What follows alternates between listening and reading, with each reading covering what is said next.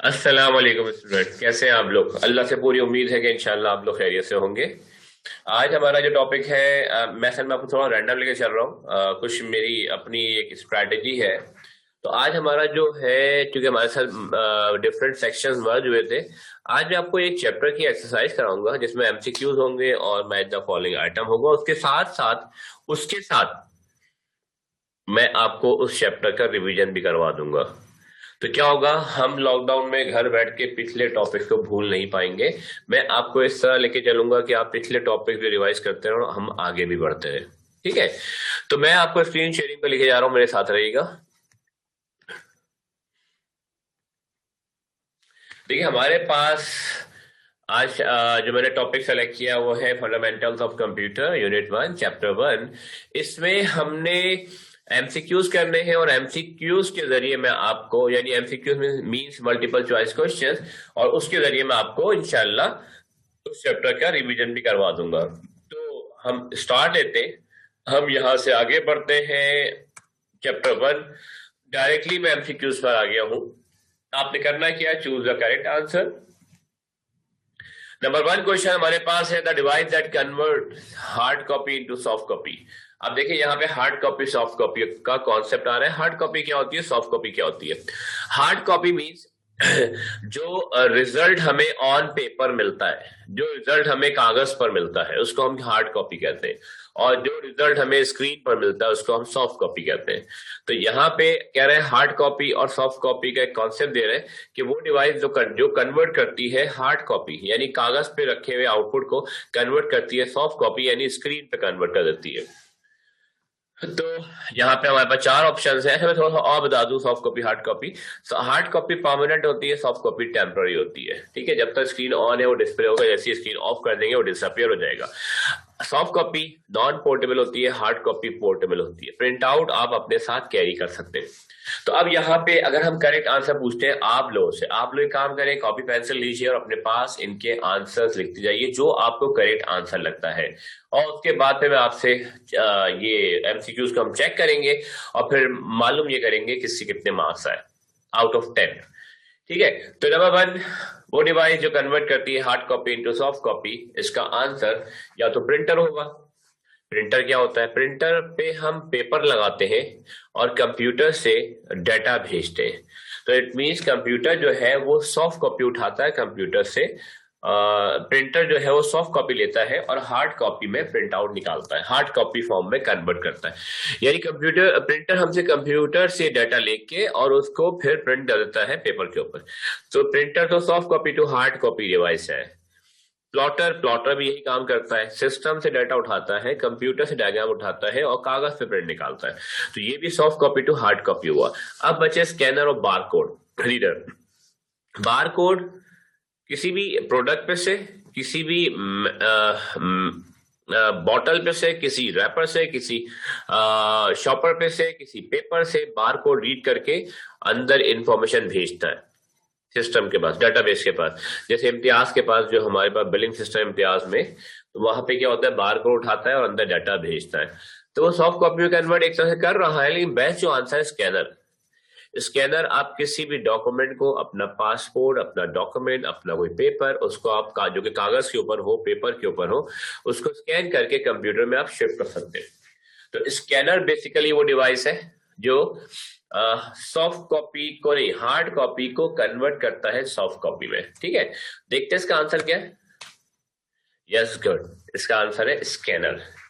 तो आप सबने अपने पास आंसर लिखा होगा, अपने आंसर को करेक्ट भी करते हैं हाथ के हाथ, कि अगर आपका सही था तो टिक मार्क कर दीजिए, गलत था तो आप क्रॉस कर दीजिए।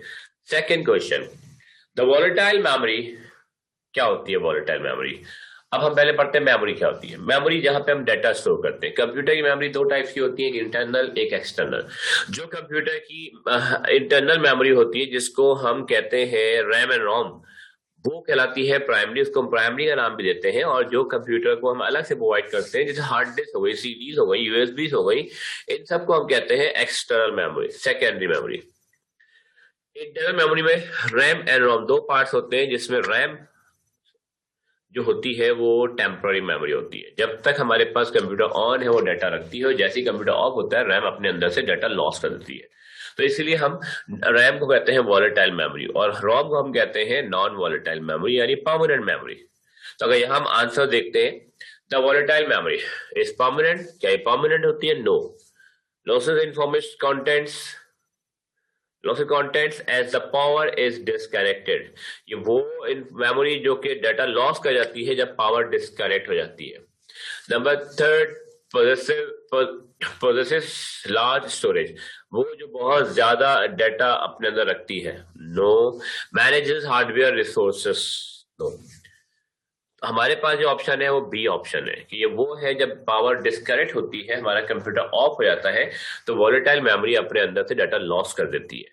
Let's see answer, loses contents as the power is disconnected. Number third पे आते हैं, media player are, media player, जितने मीडिया प्लेयर्स होते हैं जिसके जरिए हम वीडियो या ऑडियो चलाते हैं, वो किस टाइप के सॉफ्टवेयर होते हैं? Softwares, business softwares, educational softwares, entertainment software और प्रोडक्टिविटी सॉफ्टवेयर्स।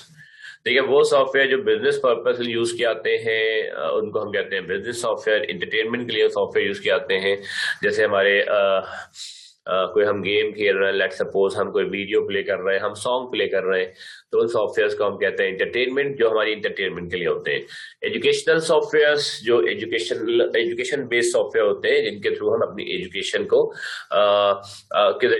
जिनके जरिए हम अपनी एजुकेशन में जिनके जरिए हम हेल्प लेते हैं। प्रोडक्टिविटी सॉफ्टवेयर, जिनके जरिए हम अपनी प्रोडक्टिविटी शो करते हैं।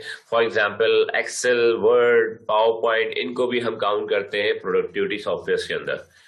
तो मेरे हिसाब से यहाँ पे जो आंसर है, आप लोग अपना आंसर लिख चुके होंगे, मेरे हिसाब से इसका आंसर है सी, एंटरटेनमेंट सॉफ्टवेयर। लेट्स सी क्या मेरा आंसर ठीक है या गलत है। Entertainment software. Number fourth point पे आते हैं, the program that are generally installed to manage and maintain overall computer resources। चार ऑप्शंस हैं, operating system, utility programmes, device drivers, language translators. Utility programme, जो छोटे छोटे सॉफ्टवेयर बनते रहते हैं मार्केट में हजारों लाखों की तादाद में, उनको हम कहते हैं यूटिलिटी सॉफ्टवेयर, जिसको आजकल हम मोबाइल एप्लीकेशन भी कहते हैं। फॉर एग्जाम्पल मेरी हार्ड ड्राइव में बैट सेक्टर्स आ गए, मैं एक सॉफ्टवेयर लेकर आया डीएम के नाम से, डिस्क मैनेजर एक सॉफ्टवेयर है, या एनडीटी के नाम से सॉफ्टवेयर है। मैंने वो इंस्टॉल करके अपनी हार्ड ड्राइव पे उसको रन किया, हुआ क्या, वो बैट सेक्टर या तो रिमूव हो गया या फिर वो मार्क हो गया। इस तरह के सॉफ्टवेयर होते हैं, उनको हम कहते हैं यूटिलिटी सॉफ्टवेयर। डिवाइस ड्राइवर, मैं कंप्यूटर में कोई भी प्रिंटर लगाता हूँ, मोबाइल लगाता हूँ, मैं कोई स्कैनर लगाता हूँ, तो उनको चलाने के लिए हमें एक सॉफ्टवेयर चाहिए होता है जिसको हम कहते हैं उस डिवाइस का ड्राइवर। तो device driver basically hardware devices को कंप्यूटर विंडोज के साथ इंटीग्रेट करने के लिए काम आते हैं। तो डिवाइस ड्राइवर भी नहीं होता यहाँ पे, कह रहे हैं जो तमाम कंप्यूटर के ऑपरेशन को कंट्रोल करता है, मेंटेन करता है। लैंग्वेज ट्रांसलेटर्स, लैंग्वेजेस को ट्रांसलेट करते हैं, जैसे कंपाइलर, इंटरप्रेटर, समलर। तो बचा क्या यहाँ पे, operating system, the program that are generally installed to manage and maintain overall computer resources. Let's see, yes, operating system. Number 5 देखते हैं, modern languages are dash, modern languages are dash, compiler, interpreter, converter, assembler. देखिए जरा सा difference समझा दूं। Assembler translate the assembly language into machine language. ये translators की types होती हैं, असेंबलर, इंटरप्रेटर, कंपाइलर। कंपाइलर और इंटरप्रेटर बेसिकली ट्रांसलेटर्स हैं हाई लेवल लैंग्वेज के। असेंबलर ट्रांसलेटर है असेंबली लैंग्वेज का, कंपाइलर और इंटरप्रेटर ट्रांसलेट करते हैं हाई लेवल लैंग्वेज को। दोनों का ट्रांसलेट करने का क्राइटेरिया डिफरेंट है। कंपाइलर पूरा प्रोग्राम एक साथ ट्रांसलेट करता है, interpreter step by step translate करता है। इंटरप्रेटर पहले फर्स्ट लाइन पढ़ेगा, उसको ट्रांसलेट करेगा और सीपीयू को इन्फॉर्म कर देगा। सीपीयू उस लाइन को ट्रांसलेट करने के बाद ट्रांसलेशन को, सीपीयू उस लाइन को एग्जीक्यूट करने के बाद उस लाइन की ट्रांसलेशन को भूल जाएगा, क्योंकि इंटरप्रेटर उस ट्रांसलेशन को कहीं पे सेव नहीं करता। इंटरप्रेटर समझो आप सीपीयू से वर्बली या ओरल कम्युनिकेट कर रहा होता है, फिर दूसरी लाइन पढ़ेगा, इंटरप्रेटर ट्रांसलेट करेगा, सीपीयू को इन्फॉर्म कर देगा, सीपीयू उसका आंसर दे देगा और उसके बाद ट्रांसलेशन भूल जाएगा। तो interpreter line by line translate करता है और जिस लाइन पे एरर मिलेगा इंटरप्रेटर वहां पे आके स्टक हो जाता है, रुक जाता है। और फिर दोबारा से जब हम उस लाइन को सही करते हैं तो इंटरप्रेटर दोबारा से फर्स्ट लाइन से ट्रांसलेशन स्टार्ट करता है। ये इंटरप्रेटर का स्ट्रक्चर क्राइटेरिया है या उसका मेथड है कि वो स्टेप बाय स्टेप ट्रांसलेट करेगा, जहां पे एरर आएगा वहां के रुकेगा और ट्रांसलेशन को कहीं सेव नहीं करता। और जब आप एरर को रिमूव कर दोगे तो इंटरप्रेटर दोबारा फर्स्ट लाइन से ट्रांसलेशन स्टार्ट करता है। तो इंटरप्रेटर बेसिकली हमारा टाइम वेस्ट करता है और हमें अपने ऊपर डिपेंडेंट रखता है। जब भी मुझे ट्रांसलेट करना होगा इंटरप्रेटर को कॉल करना पड़ेगा, इंटरप्रेटर आएगा और फिर वो उसको ट्रांसलेट करेगा। क्यों? क्योंकि इंटरप्रेटर ट्रांसलेशन को सेव नहीं कर रहा होता। कंपाइलर बेसिकली एक ऐसा ट्रांसलेटर है जो पहले पूरा प्रोग्राम अच्छी तरह पढ़ता है और उसमें एरर्स को फाइंड आउट करता है। अगर उसमें सिंगल एरर भी होगा तो पहले वो एरर की लिस्ट दे देगा आपको। कंपाइलर ट्रांसलेशन स्टार्ट नहीं करता। जिस तरह इंटरप्रेटर ट्रांसलेशन स्टार्ट कर देता है और जहां पे मिस्टेक मिलती है वहां आके रोकता है। कंपाइलर पूरे प्रोग्राम को पहले पढ़ता है और उसमें जितने एरर्स होते हैं उनकी लिस्ट स्क्रीन पे शो करता है, और जब वो एरर्स को हम रिमूव कर देते हैं फिर कंपाइलर एक दफा फिर एहतियातन दोबारा से पूरा प्रोग्राम चेक करता है। अब अगर उसमें कोई भी एरर नहीं है, आपका प्रोग्राम एरर फ्री है, तो फिर कंपाइलर पूरा प्रोग्राम एक साथ ट्रांसलेट करेगा और उसको ट्रांसलेट करके आपकी हार्ड डिस्क में सेव कर देगा एक और नए नाम के साथ, जिसको हम कहते हैं एग्जीक्यूटेबल फाइल। तो interpreter translate the program step by step और लाइन बाय लाइन और one instruction at a time. Compiler translates the whole program at once. Compiler translates the whole program at once. ठीक है, तो आजकल जितनी भी modern languages आ रही है वो ज्यादातर कंपाइलर यूज करते हैं। ठीक है, तो अब देखते हैं इसका आंसर। बता चुका हूं पहले आपको, अब आपके पास का आंसर क्या था ये आप लोग मुझे बताएंगे बाद में कि भाई आपके पास इसका आंसर माइंड में क्या आया था। Number 6, a collection of wires connecting the CPU with main memory that is used to identify particular locations is a collection of wires connecting the CPU with the main memory that is used to identify particular location is control bus, data bus, address bus, memory bus। देखिए यहां पे अब एक concept आया buses का। अब हम buses discuss कर लें, बसेस क्या होती है। जब हम किसी भी मदरबोर्ड को देखते हैं, मदरबोर्ड क्या होता है? The main circuit board of any electronic device is called motherboard. किसी भी इलेक्ट्रॉनिक डिवाइस के अंदर जो उसका मेन सर्किट बोर्ड होता है उस सर्किट बोर्ड को हम मदरबोर्ड कहते हैं, और उस मदरबोर्ड के ऊपर डिफरेंट चिप्स या डिफरेंट इलेक्ट्रॉनिक कंपोनेंट्स लगे होते हैं। उन कंपोनेंट्स के बीच में बारीक बारीक वायर्स होती हैं जो उस प्लास्टिक के बोर्ड पे पेस्टेड होती हैं। आपके घर में कोई रिमोट टीवी का रिमोट टूट जाए, कोई पुराना कैलकुलेटर पड़ा हो, उसको खोल के देखिएगा, उसके अंदर प्लास्टिक का बोर्ड होगा जिसमें बारीक बारीक वायर्स होती हैं गोल्डन या ग्रीन कलर की। वो बेसिकली कॉपर की बहुत बारीक स्ट्रिप्स होती हैं जो उस प्लास्टिक के बोर्ड पे पेस्टेड होती हैं, और उसी पे सारा करंट ट्रैवल कर रहा होता है, सारा डाटा ट्रैवल कर रहा होता है। तो उनको हम कहते हैं बसेस। अब यहाँ पे हमसे कुछ, अच्छा बसेस की 3 टाइप्स होती हैं, कंट्रोल बस, डाटा बस, address bus. Control buses, data buses वो बसेस कहलाती हैं जिनके ऊपर डाटा ट्रैवल करता है, वो बसेस जो डाटा को कैरी करती हैं, जिनके ऊपर से डाटा ट्रैवलिंग करता है, उनको हम कहते हैं डाटा बसेस। वो बसेस जिनके ऊपर से एड्रेसेस, ये कौन सा डाटा मेमोरी में कहाँ रखा हुआ है, किस लोकेशन पे रखा हुआ है, उन बसेस को हम कहते हैं एड्रेस बसेस। और कुछ बसेस ऐसी होती हैं जिनके ऊपर कमांड्स या कंट्रोलिंग सिग्नल्स ट्रैवल करते हैं। फॉर एग्जांपल मैंने कहा प्रिंट आउट चाहिए तो मैं प्रिंटर पे क्लिक करूंगा, एक सिग्नल जाएगा चलता हुआ माउस के वायर से और पहुंचेगा कंप्यूटर के मदरबोर्ड तक, और वहां से वो सिग्नल किसी बस से ट्रैवल करता हुआ सीपीयू तक पहुंचेगा और सीपीयू को इन्फॉर्म करेगा कि user wants print out. CPU उस सिग्नल को भेज देगा टूवर्ड्स प्रिंटर, एक सिग्नल भेजेगा प्रिंटर के पास कि प्रिंटर रेडी हो जाओ, कुछ डाटा प्रिंट होने आ रहा है, और दूसरा सिग्नल भेजेगा रैम के पास। रैम कंप्यूटर की मेमोरी होती है। हम जो भी डाटा लोड करते हैं, जो भी सॉफ्टवेयर लोड करते हैं, जो भी हम काम कर रहे होते हैं, लेट्स से मैं माइक्रोसॉफ्ट वर्ड में एक फाइल टाइप कर रहा हूँ, तो ये सारा का सारा डाटा उस पर टेम्पररी बेसिस के ऊपर रैम में लोड हुआ होता है। अब जब मैंने कहा प्रिंट पे क्लिक किया तो एक सिग्नल गया सीपीयू के पास और एक सिग्नल गया, सीपीयू ने वो सिग्नल फॉरवर्ड किया प्रिंटर के पास और कहा प्रिंटर रेडी हो जाओ, कुछ डाटा प्रिंट होने आ रहा है। और मीनवाइल उसने एक सिग्नल भेजा रैम को कि रैम, मैंने सीपीयू को, प्रिंटर को इन्फॉर्म कर दिया है, प्रिंटर अपने आप को रेडी कर रहा है, तुम डाटा भेज दो। आप सबने नोट किया होगा जब हम प्रिंट आउट निकालते हैं तो प्रिंट पे क्लिक करते ही पेपर प्रिंटर में नहीं जाता, बल्कि एक आध सेकंड तक प्रिंटर में से आवाजें आ रही होती हैं, डिफरेंट किस्म की साउंड्स आ रही होती हैं, उसकी लाइट्स ब्लिंक करना शुरू कर देती है। बेसिकली उस वक्त प्रिंटर अपने आप को वार्म अप कर रहा होता है, प्रिंटर अपने आप को रेडी कर रहा होता है, प्रिंटर अपने आप को इनिशियलाइज कर रहा होता है। 1 डेढ़ 2 सेकंड के बाद रैम डाटा को भेजेगी बसेस से ट्रेवल करवा के टूवर्ड्स प्रिंटर, और प्रिंटर उसका प्रिंट आउट निकालना शुरू कर देगा। ठीक है, अब यहाँ पे तो ये जो बसेस, ये जो सिग्नल ट्रेवल कर रहे थे कि प्रिंटर को, सीपीयू को इन्फॉर्म कर दो, प्रिंटर को इन्फॉर्म कर दो, रैम को इन्फॉर्म कर दो, इन सिग्नल्स को हम कहते हैं कंट्रोल सिग्नल्स। तो जिन बसेस पे से कंट्रोलिंग सिग्नल ट्रेवल करते हैं उनको हम कहते हैं कंट्रोल बसेस।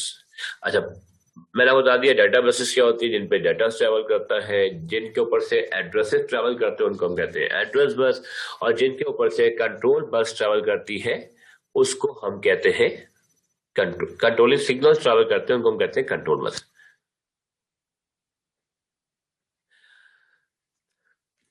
अच्छा, अब मैं आपको यहाँ पे, अब मैं आपको इसका आंसर दिखाना चाह रहा, इसका answer, collection of wires connect in the CPU with main memory that is used to identify particular locations is, the correct answer is address bus. ठीक है, नंबर 7 पे आते हैं। The inexpensive and most commonly use computers are dash. सस्ते, जो कि बहुत सस्ते कंप्यूटर्स होते हैं और आम यूज होते हैं, वो कंप्यूटर्स कौन से? देखो, अगर हम बात करते हैं कंप्यूटर की अकॉर्डिंग टू साइज, हमारे पास 4 टाइप्स होते हैं, हमारे सिलेबस में 4 टाइप्स हैं। Super computer, largest fastest computer, second one जो है वो मेन फ्रेम कंप्यूटर होता है, और थर्ड नंबर पे आता है मिनी कंप्यूटर, फोर्थ पे आता है माइक्रो कंप्यूटर। तो मैं और आप जो यूज करते हैं कंप्यूटर वो कहलाते हैं माइक्रो कंप्यूटर, मैं और आप जो यूज करते हैं वो कहलाते हैं माइक्रो कंप्यूटर। ठीक है, तो आंसर बता चुका हूं पहले, micro computer. The inexpensive and most commonly used computers are microcomputer. अब आते हैं हम number 8 question. Computers can not start without. क्या कंप्यूटर ऑपरेटिंग सिस्टम के बगैर स्टार्ट नहीं हो सकता? क्या डिवाइस ड्राइवर्स के बगैर स्टार्ट नहीं हो सकता? क्या कंप्यूटर बिजनेस सॉफ्टवेयर के बगैर स्टार्ट नहीं हो सकता? या यूटिलिटी प्रोग्राम्स के बगैर स्टार्ट नहीं हो सकता? देखिए जनाब, आप सबको आंसर पता होना चाहिए, पता होगा, बल्कि आप लोग आंसर तक पहुंच चुके होंगे। ऑपरेटिंग सिस्टम, अगर हमारे कंप्यूटर विंडोज नहीं है, मेरा कंप्यूटर स्टार्ट नहीं होगा। विंडोज क्या है? Operating system. डॉस क्या है? Operating system. पुराने जमाने में लिनक्स यूनिक्स ये ऑपरेटिंग सिस्टम। तो अगर हमारे पास ऑपरेटिंग सिस्टम नहीं होगा, हमारा कंप्यूटर स्टार्ट नहीं हो सकता। ये इसका करेक्ट आंसर है। नेक्स्ट क्वेश्चन पे आते हैं, सेकंड लास्ट क्वेश्चन है, जीयूआई इंटरफेस। देखिए, इंटरफेसेस क्या होती है, बताया था मैंने आपको। एक होता है GUI interface, graphical user interface, just like Windows. एक होता है CLI interface, command line interface, just like DOS. आपने शायद पढ़ा होगा, मैं आपको इंशाल्लाह किसी दिन क्लास में, किसी दिन आपको मैं डॉस की भी क्लास एक डेमो कराऊंगा कि डॉस पुराने जमाने का ऑपरेटिंग सिस्टम है, उसमें हम कैसे काम करते थे। तो डॉस में माउस वर्क नहीं करता, डॉस में ग्राफिक्स नहीं होती, उसमें आपको जो कहना है वो आपको टाइप करके बताना पड़ता है। ठीक है, तो जीयूआई विंडोज बेस सॉफ्टवेयर होते हैं जिसमें ग्राफिकली आइकन बने होते हैं, हम जा जाके हर आइकन पे क्लिक करते हैं और वो एक्शन परफॉर्म हो जाता है। तो और सीएलआई जो है वो पुराने जमाने का इंटरफेस है जिसके जरिए हम कंप्यूटर से इंटरफेसिंग करते हैं, जिसको मैं आपको एग्जांपल के तौर पे क्लास लूंगा जिसमें मैं आपको डिस ऑपरेटिंग सिस्टम पे काम करके दिखाऊंगा कि उसमें बगैर माउस के किस तरह हम कमांड्स इश्यू करते थे। तो इसका जो बेस्ट आंसर है वो है 4th जनरेशन। कुछ लोग कहते हैं 3rd जनरेशन और कुछ लोग कहते हैं 4th जनरेशन। ठीक है, तो आप लोग 4th जनरेशन लिख सकते हैं, करेक्ट आंसर होगा आपका ये। Last, a person who uses different programming languages to develop a program. वो पर्सन जो डिफरेंट लैंग्वेज यूज करते हैं उसको हम क्या कहते हैं? क्या हम डेटाबेस एडमिनिस्ट्रेटर कहते हैं? डेटाबेस एडमिनिस्ट्रेटर वो पर्सन होता है जो डेटाबेस को एडमिनिस्ट्रेट कर रहा होता है, डेटाबेस को मैनेज कर रहा होता है। वेब डिजाइनर, आप सबको पता है कि जो वेब डिजाइनिंग करता है। ग्राफिक डिजाइनर जो ग्राफिक्स, ब्रोशर, पॉम्फलेट्स या बुक टाइटल्स डिजाइन करते हैं उनको हम ग्राफिक्स डिजाइनर कहते हैं। ठीक है, तो बचा क्या, सॉफ्टवेयर इंजीनियर। तो वो पर्सन जो सॉफ्टवेयर डेवलप करता है, जो प्रोग्राम बनाता है, उसको हम कहते हैं सॉफ्टवेयर इंजीनियर। ठीक है, एक लास्ट क्वेश्चन है हमारे पास जिसको हम जल्दी से देखते हैं, टाइम हमारे पास कम है। Match the following item. देखिए अगर हम यहाँ पे जाते हैं ALU, तो आपको यहाँ पे आंसर मिलना चाहिए period of manually operated machine PC, process information using binary number system, perform arithmetic and logic operation. ALU ही आपको रिप्रेजेंट कर रहा है arithmetic and logic operation, logical operation. देखते हैं, यस। नंबर 2, इनपुट डिवाइसेस क्या होती है। इनपुट डिवाइसेस राइट पे हम देखते हैं ऑप्शन, क्या period of manually operated machine, no. क्या इनपुट डिवाइसेस PC होती है, नो। क्या इनपुट डिवाइसेस प्रोसेस करती है इंफॉर्मेशन को बाइनरी नंबर सिस्टम में, no. Input devices help to produce spreadsheet, database etcetera, no. Input devices क्या लार्ज स्टोरेज कैपेसिटी होती है, no. Input devices hardware devices that send data into computer, yes. तो अगला जो टॉपिक है, अगला जो हमारा करेक्ट आंसर है वो है इनपुट डिवाइसेस जो होती है वो हार्डवेयर डिवाइसेस होती हैं जो हमसे डाटा लेके कंप्यूटर को प्रोवाइड करती है। तीसरा, सेकेंडरी स्टोरेज क्या होता है। Period of manually, number 1 option, no. PC नहीं। Process information using binary number system, no. Perform arithmetic and logic operation हो चुका है। हेल्प टू प्रोड्यूस स्प्रेडशीट और database, no. Secondary storage devices basically large storage capacity होती है जो store करती है डाटा को परमानेंट। ठीक है, तो ये नंबर 3 का आंसर हो गया प्रोडक्टिविटी सॉफ्टवेयर। मैंने अभी आपको लेक्चर बताया था कि वो सॉफ्टवेयर जिनके जरिए हम अपनी प्रोडक्टिविटी इंप्रूव करते हैं, अपनी प्रोडक्शन इंप्रूव करते हैं, उसको हम कहते हैं प्रोडक्टिविटी सॉफ्टवेयर। जैसे यहाँ पे हमारे पास आंसर है इसका, helps to produce spreadsheet, database etcetera. Accounts के अंदर स्प्रेडशीट यूज होती है, डेटाबेसेस यूज होते हैं, वर्ड प्रोसेसर यूज होते हैं कंपोजिंग या बुक्स राइटिंग के लिए, लेटर राइटिंग के लिए। तो ये वो है जिनको हम काउंट करते हैं प्रोडक्टिविटी सॉफ्टवेयर। कौन से, helps to produce spreadsheet, database etcetera. क्योंकि मैं टॉपिक पहले पढ़ा चुका हूं इसलिए मैं बहुत ज्यादा डेप्थ में नहीं जा रहा, सिर्फ मैं आपको आंसर मैच करा के आगे बढ़ रहा हूं। उसके बाद हमारे पास आता है मैकेनिकल एरा। आप सबको पता है पहला ऑप्शन है period of manually operated machine. ये वो दौर था, वो एज था, वो एरा था जिस वक्त मैनुअली मशीनें ऑपरेट होती थी। जैसे फॉर एग्जांपल अबैकस था, ब्लेस पास्कल कैलकुलेटर था, चार्ल्स बाबेज के डिफरेंट डिवाइसेस थी। तो ये उस दौर की बात है जब manually without electricity devices use होती थी। तो इसका आंसर मैं आपको दिखा दिया है, डिजिटल कंप्यूटर्स। अब 2 ही ऑप्शन बचे यहाँ पास, process information using binary number system, और दूसरा है हमारे पास कौन सा, PC। तो डिजिटल कंप्यूटर्स PC को कहा जाता है। Digital computers process information, process करते हैं इंफॉर्मेशन को यूजिंग बाइनरी नंबर सिस्टम, इसीलिए हम कहते हैं डिजिटल कंप्यूटर जो डिजिट्स पे काम करते हैं, 0-1 पे काम करते हैं। तो digital computer means process information using binary number system. Last बचा micro computer also known as PC, program personal computer. एक हमारे पास PC है रजिस्टर, प्रोग्राम काउंटर, और एक हमारे पास होता है PC यानी पर्सनल कंप्यूटर। तो आप टॉपिक के हिसाब से इसको पढ़िएगा। अगर ये रजिस्टर्स का टॉपिक चल रहा हो तो हम कहते हैं प्रोग्राम काउंटर। चूंकि ये कंप्यूटर की टाइप्स हम यहाँ डिस्कस कर रहे हैं तो यहाँ पे इसका नाम आएगा, इसको हम पढ़ेंगे पर्सनल कंप्यूटर। यहाँ पे अपनी क्लास स्टॉप करते हैं। एक छोटा सा मैंने रिवीजन कराया था और साथ में MCQs करवा दिए मैंने, और उस बहाने हमारे डिफरेंट टॉपिक रिवाइज हो गए। तो जो लेट कमर्स से हमारे जो बाद में एडमिशन लिया था, स्पेशली C4 C5 वाले, उनके लिए कुछ ना कुछ यहाँ पे रिव्यू हो गया होगा, उनके पास कुछ ना कुछ यहाँ पे कॉन्सेप्ट बन गया होगा जिसको वो फर्दर घर बैठ के मजीद डिटेल में जाके बुक से पढ़ सकते हैं। ठीक है जनाब, यहाँ पे क्लास स्टॉप करते हैं। इंशाल्लाह फिर नेक्स्ट क्लास में किसी नए टॉपिक के साथ इंशाल्लाह मुलाकात होगी। अपना बहुत ख्याल रखिएगा, अपना पेरेंट्स का बहुत ख्याल रखिएगा और हमें दुआ में रखिएगा। अल्लाह हाफिज।